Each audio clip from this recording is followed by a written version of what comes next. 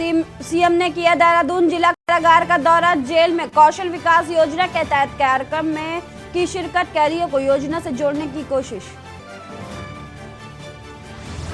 उत्तराखंड में निकाय चुनाव को लेकर सपा ने शुरू की तैयारी। प्रदेश अध्यक्ष शंभू पोखरियाल ने किया बाजपुर का दौरा। कार्यकर्ताओं संघ की बैठक।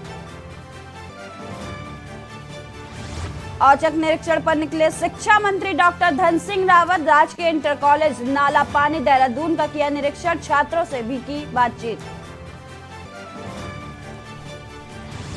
यूके SSC पेपर लीक के आरोपी को मिली बेल। पत्नी के इलाज कराने के लिए मिली शॉर्ट टर्म जमानत।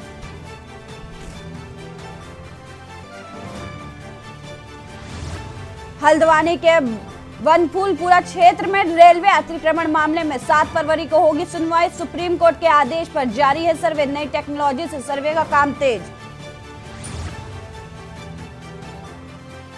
नए भू कानून में निवेश और स्थानीय हितों के बीच संतुलन साधने की चुनौती। आप देख रहे हैं के न्यूज, खबरों का सारथी। सुप्रभात, मैं सपना झा आपके साथ और आप सभी का खबर उत्तराखंड में स्वागत है।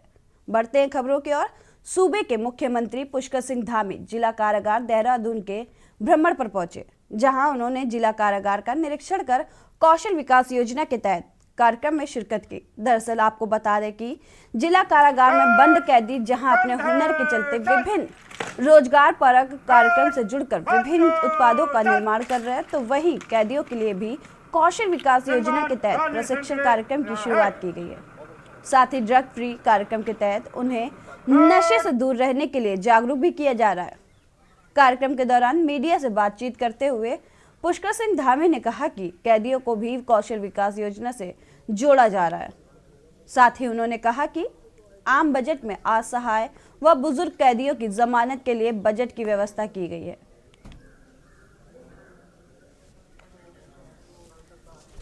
देखिए, जेल में भी चूँकि हमारे जो लोग बंद हैं तो सभी समाज के ही लोग हैं, और जेलों में ये बड़ी समस्या है। जेल के लोगों को जब कोई जेल में बंद कैदी ड्रग्स एडिक्ट होते हैं तो उनके लिए व्यवस्थित उनको करना शुरुआती दिनों में काफ़ी कठिन होता है। और जो हमने देवभूमि ड्रग्स फ्री 2025 का संकल्प लिया है, उसमें सभी की भागीदारी होनी है। इसलिए सभी का हम आह्वान करते हैं, सबसे अपील करते हैं कि हर व्यक्ति इस अभियान में शामिल हो और सब लोग जागरूकता बढ़ाने के लिए, लोगों के इस नशे से दूर रहने के लिए जो भी अभियान हो सकता है उस अभियान का हिस्सा बने।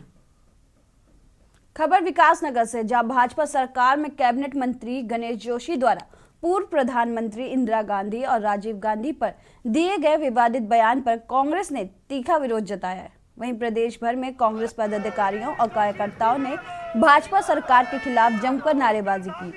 प्रदेश सरकार बीजेपी के कैबिनेट मंत्री गणेश जोशी का पुतला दहन किया गया। इसी क्रम में पचवा दून की कार्यकारिणी जिला अध्यक्ष लक्ष्मी अग्रवाल की अगुवाई में कांग्रेस पदाधिकारी और कार्यकर्ता विकासनगर पहाड़ी गली चौक पर इकट्ठा हुए, जहां उन्होंने प्रदेश की बीजेपी सरकार के खिलाफ जमकर प्रदर्शन किया।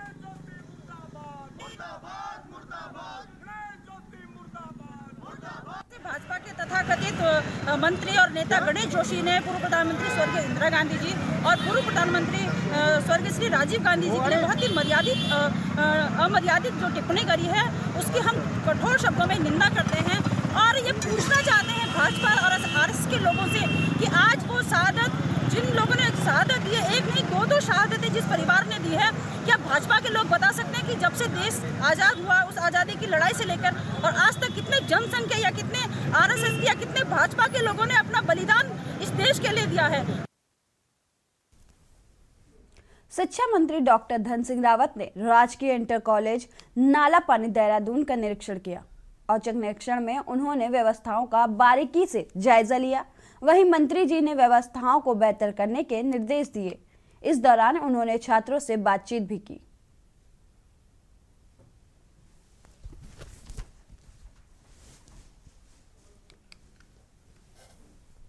उत्तराखंड में होने वाले निकाय चुनाव को लेकर समाजवादी पार्टी ने अपनी तैयारियां शुरू कर दी हैं। इसी के चलते सपा के प्रदेश अध्यक्ष शंभू पोखरियाल बाजपुर दौरे पर रहे, जहां उन्होंने पार्टी कार्यकर्ताओं के साथ बैठकर पार्टी को मजबूत बनाने का आह्वान किया। इस दौरान मीडिया से बातचीत करते हुए प्रदेश अध्यक्ष ने बताया कि सपा उत्तराखंड में निकाय चुनाव को लेकर तैयारियां कर रही है। साथ ही उन्होंने कहा कि सपा के राष्ट्रीय अध्यक्ष अखिलेश यादव का उत्तराखंड और विशेष ध्यान है।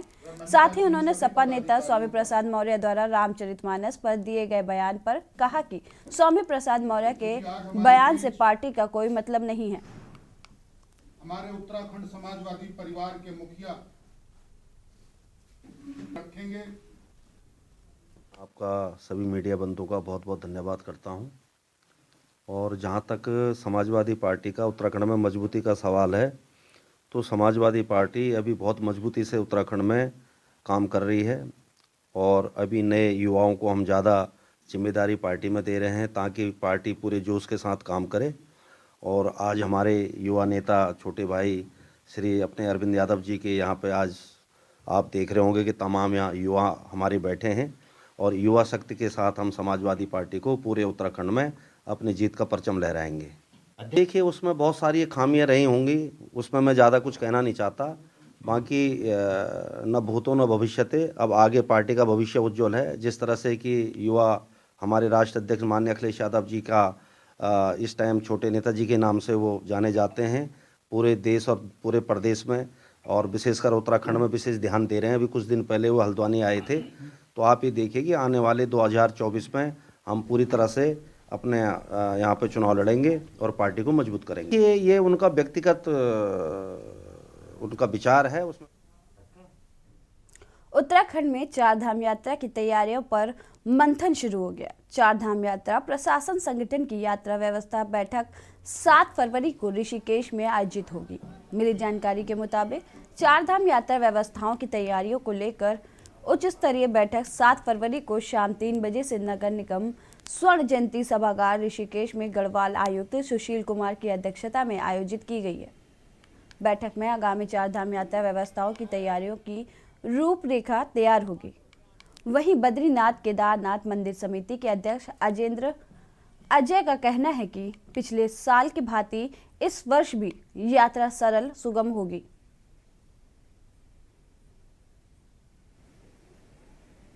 यहाँ श्रद्धालु तीर्थयात्री पर्यटक आए, उन्होंने जितने भी पुराने रिकॉर्ड थे सब ध्वस्त कर दिए थे। और इस वर्ष भी हमें उम्मीद है कि इस वर्ष भी बड़ी भारी संख्या में श्रद्धालु पर्यटक तीर्थयात्रक हमारे प्रदेश में आएंगे, धामों की यात्रा करेंगे। तो पिछले वर्ष में जब भारी भीड़ उमड़ी थी तो उसके कारण से जो हमारे समक्ष जो चुनौतियाँ हुई थी, उन चुनौतियों से हमने कुछ अनुभव और जो प्राप्त हुए उनके आधार पर हमने इस वर्ष भी जब भारी भीड़ धामों में उमड़ेगी उसका आकलन किया है। उस समय हमारे समक्ष क्या चुनौतियां होगी, उस अनुरूप यात्रा समाप्त होने के पश्चात से हमारी स्तर से तैयारियां प्रारंभ कर दी गई थी। हाल ही में उत्तर प्रदेश सिंचाई विभाग द्वारा हरिद्वार में बैरागी कैंप में बैरागी अखाड़ों द्वारा किए गए अतिक्रमण पर बुलडोजर चलाया गया था। इसको लेकर बैरागी अखाड़े के साधु संत एक दिवसीय धरने पर बैठे।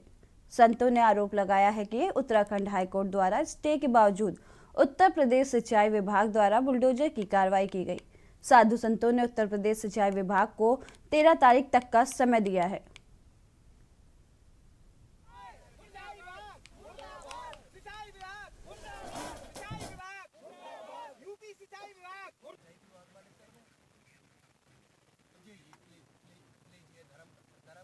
सब संत जो है हरिद्वार से वैष्णव अखाड़े के, सन्यासी अखाड़ों के जो भी संत थे सब आज एकत्रित हुए। जो है सबको बड़ा कष्ट हुआ, दुख हुआ कि बार बार जो है हमारे तीनों अखाड़े जो है अनी हैं बैरागी कैंप में, उन्हीं को क्यों परेशान किया जाता, बार बार उन्हीं पे बुलडोजर चलाया जाता है।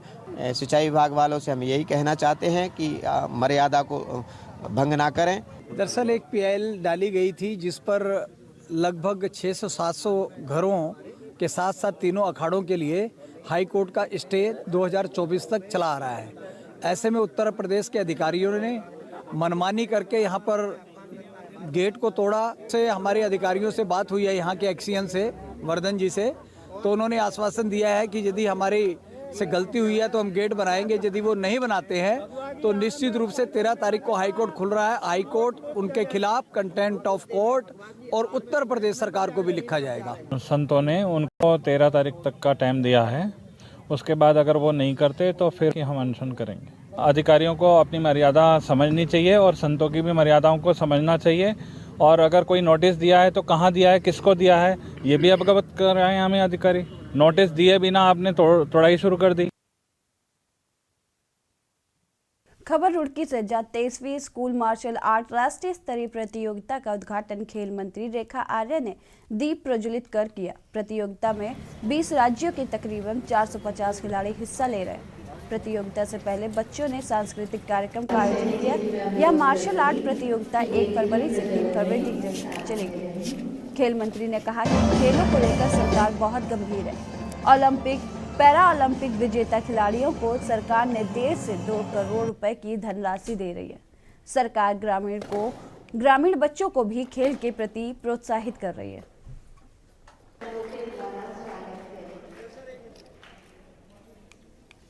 रुड़की आने का अवसर प्राप्त हुआ और यहाँ पर जो है आज मार्शल आर्ट को लेकर एक प्रतियोगिता यहाँ पर की जा रही है, जहाँ पर सभी छात्र छात्राएँ जो है प्रतिभाग करने जा रहे हैं। तो मैं उनके उत्साह को बढ़ाने और सरकार किस प्रकार से उनके लिए काम कर रही है, इस बात की चर्चा उनके साथ में करने के लिए यहाँ पर आज आई हुई हूँ। और मुझे लगता है कि निश्चित रूप से मार्शल आर्ट अपने आप में एक बहुत बेहतरीन कला है, जिसके माध्यम से हम अपनी आत्मरक्षा का जो प्रशिक्षण जो है वो स्वयं में प्राप्त कर लेते हैं। तो ये अपने आप में एक अच्छा हुनर भी है और प्रतियोगिताओं के माध्यम से निश्चित रूप से इसमें चैंपियन बनने का भी मौका मिलता है और निश्चित रूप से अपने प्रदेश का और देश का नाम रोशन करने का अवसर भी मिलता है।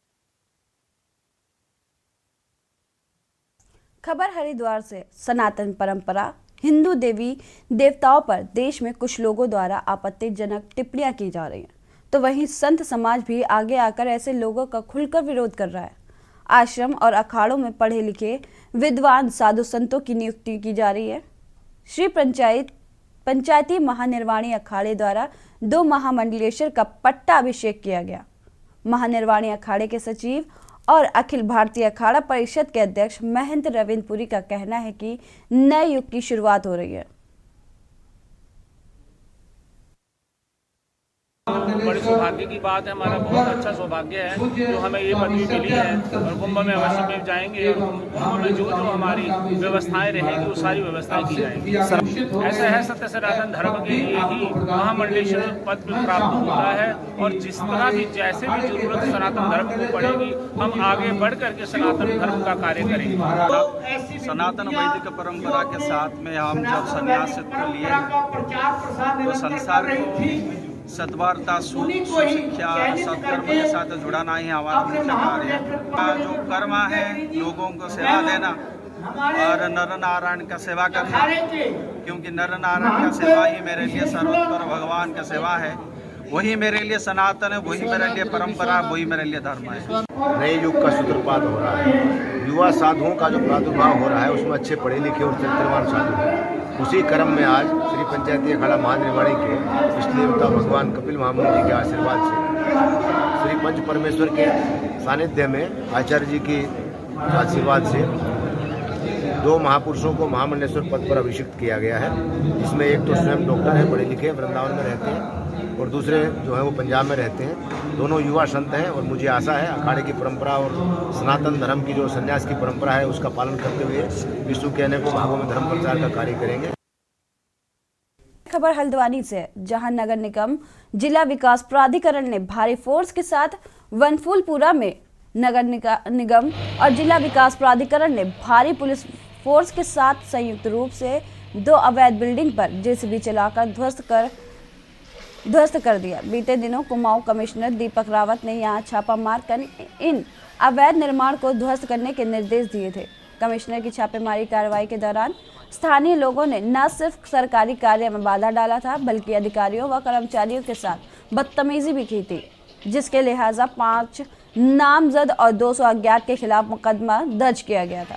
नगर आयुक्त पंकज उपाध्याय का कहना है कि एक तो अवैध निर्माण किया गया, ऊपर से प्रशासन के ऊपर दादागिरी दिखाई गई, जिस पर मुकदमे की कार्रवाई की गई। लोग भी देख रहे हैं, लाइन नंबर 8 और लाइन नंबर 12 में नजूल लैंड पर, जिनका फ्री होल्ड अभी नहीं हुआ था और उन्होंने सरकारी ज़मीन पर निर्माण किया था, जिसको लेकर 3 दिन पहले यहाँ पर जब कार्रवाई की गई थी तो इन लोगों ने लिखित आश्वासन दिया था कि 2 दिन में इस निर्माण को हटा लिया जाएगा। चूँकि इन लोगों ने अभी इस निर्माण को नहीं हटाया है, इसलिए पुलिस प्रशासन और नगर निगम की टीम के साथ इस निर्माण को ध्वस्त किया जा रहा है। निर्माण नजूल जमीन पर अवैध कब्जा करके बनाए जा रहे थे, उसका निरीक्षण 30 तारीख को किया गया था। निरीक्षण के दौरान ही जो इस प्रकार की अराजकता भद्रता की गई, राजकीय कार्यवाही उत्पन्न की गई, यह बात उचित नहीं थी। जमीन भी अवैध है, निर्माण भी अवैध है, उसके बाद भी अराजकता ठीक बात नहीं थी। और ये बार बार शिकायतें आ रही थी कि इस क्षेत्र में लगातार अवैध निर्माण, अवैध कब्जे हो रहे हैं, उसके बाद कार्रवाई नहीं हो रही है। इसी क्रम में 30 तारीख को भी कार्रवाई हुई, 31 को भी है और आज भी की जा रही है। इनको पूर्व में सूचित कर दिया गया, नोटिस दे दिया गया था। इन्होंने 2 दिन का समय मांगा था, वो समय अवधि पूरी हो गई थी।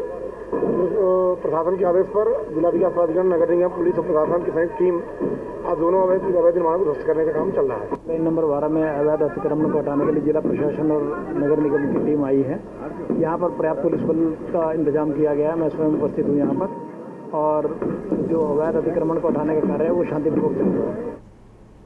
हल्द्वानी के बहुचर्चित वनफूलपुरा क्षेत्र में रेलवे अतिक्रमण मामले में 7 फरवरी को सुप्रीम कोर्ट में सुनवाई होनी है। उससे पहले प्रशासन, रेलवे, वन विभाग द्वारा संयुक्त रूप से सर्वे किया जा रहा है। जिलाधिकारी धीराज सिंह का कहना है कि जिले में पहली बार नई टेक्नोलॉजी के साथ भूमि सर्वे किया जा रहा है, जिसमें वन विभाग की भूमि, राजस्व भूमि और रेलवे की भूमि का सर्वे कर सटीक नक्शा तैयार किया जाएगा, जिसे राजस्व अभिलेखों में दर्ज नक्शे से मिलान किया जाएगा। जिलाधिकारी धीराज सिंह का कहना है कि जल्द सर्वे और सीमांकन का कार्य पूरा होगा।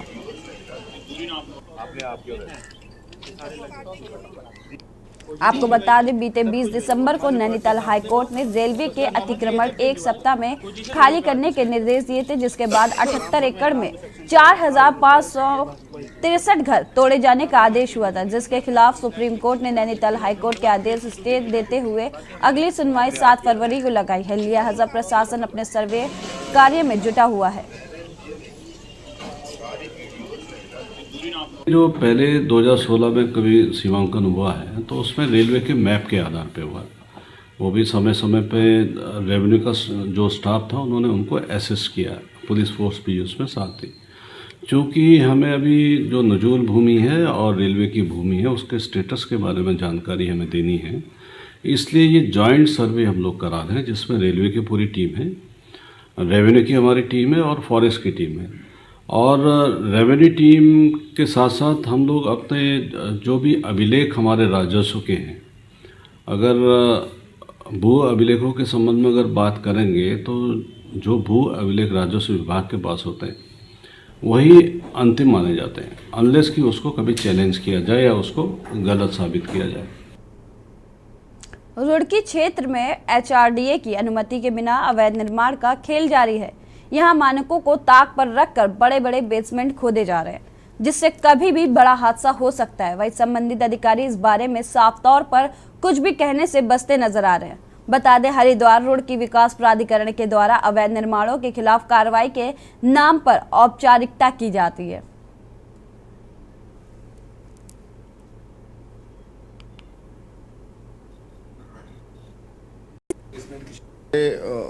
जो हमारी फील्ड की टीम है वो लगातार जो है सुपरविजन करती है हमारे उसका।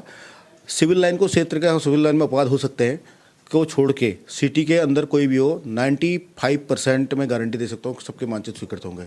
और रही बात बेसमेंट की और बेसमेंट या विचलन करने की, उसके संबंध में हमारे जो है परीक्षण हम करते हैं, आपकी जैसे शिकायतों के आधार पर भी करते हैं और उसे हम अपनी नैतिक ड्यूटी के आधार पर भी करते हैं, तो हम उस पर विधिक कार्रवाई हम अमल में लाते हैं।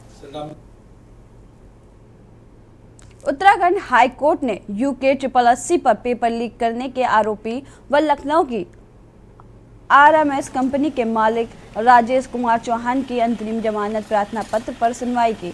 मामले को सुनने के बाद वेकेशन जज न्यायमूर्ति शरद कुमार शर्मा की एकल पीठ ने उन्हें अपनी पत्नी के इलाज करने के लिए 7 दिन की शॉर्ट टर्म जमानत दे दी है। राजेश चौहान ने उच्च न्यायालय में प्रार्थना पत्र दिया था। कोर्ट ने उनके प्रार्थना पत्र को स्वीकार करते हुए मानवता के आधार पर शॉर्ट टर्म जमानत दी है। आपको बता दें, राजेश चौहान पर आरोप है कि उसने UK 888 के तहत सचिवालय रक्षक व वीडियो भर्ती परीक्षा का पेपर लीक करवाया था।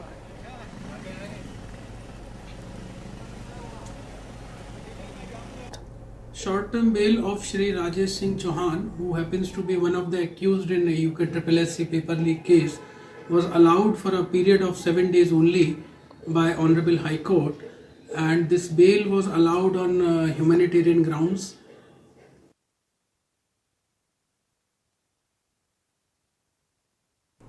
सीएम योगी के खौफ के बाद यूपी में अपराधी अब उत्तराखंड में पैर पसारने लगे। वहीं जनपद उधम सिंह नगर पुलिस एक के बाद एक वारदातों का खुलासा कर अपराधियों को सलाखों के पीछे पहुंचाने में जुटी हुई है। आपको बता दें, काशीपुर पुलिस ने 3 शातिर बदमाशों को गिरफ्तार करने में सफलता हासिल की है, जो 5 देसी तमंचों को खरीद कर मुंबई सप्लाई के लिए जा रहे थे। कोतवाली प्रभारी मनोज रतूड़ी ने बताया कि थाना कापर खेरना नवी मुंबई का असलम अपने 2 साथियों जिसमें फैजान और फईब निवासी थाना अफजलगढ़ जिला बिजनौर के साथ काशीपुर के ठेला पुल पर बस का इंतजार करते हुए गिरफ्तार किए गए। ये हमारे वरिष्ठ पुलिस अधीक्षक महोदय द्वारा एक अभियान मादक पदार्थों के विरुद्ध और ये जो अवैध असले बनते हैं इनके विरुद्ध छेड़ा गया है। इसी कड़ी में हमारी टीम, जिसमें अशोक कांडपाल जी हैं, प्रदीप मिश्रा जी हैं, नवीन बुदानी जी हैं, चौकी इंचार्ज अस्पताल, इन सभी की अगुवाई में हम लोगों ने टीम गठित कर रखी है, जो मुखबिरों के माध्यम से सूचना एकत्र करते हैं और इस टाइप का यदि कोई अवैध असला का कहीं व्यापार हो रहा है तो उसके संबंध में जानते हैं। तो कल इसी कड़ी में हमारे प्रदीप मिश्रा जी ने, नवीन बुदानी ने और अशोक कांडपाल की टीम ने मुखबिर की सूचना पर 3 लोगों को गिरफ्तार किया है। फिलहाल खबरों में इतना ही। देखते रहिए के न्यूज। आप देख रहे हैं के न्यूज, खबरों का सारथी।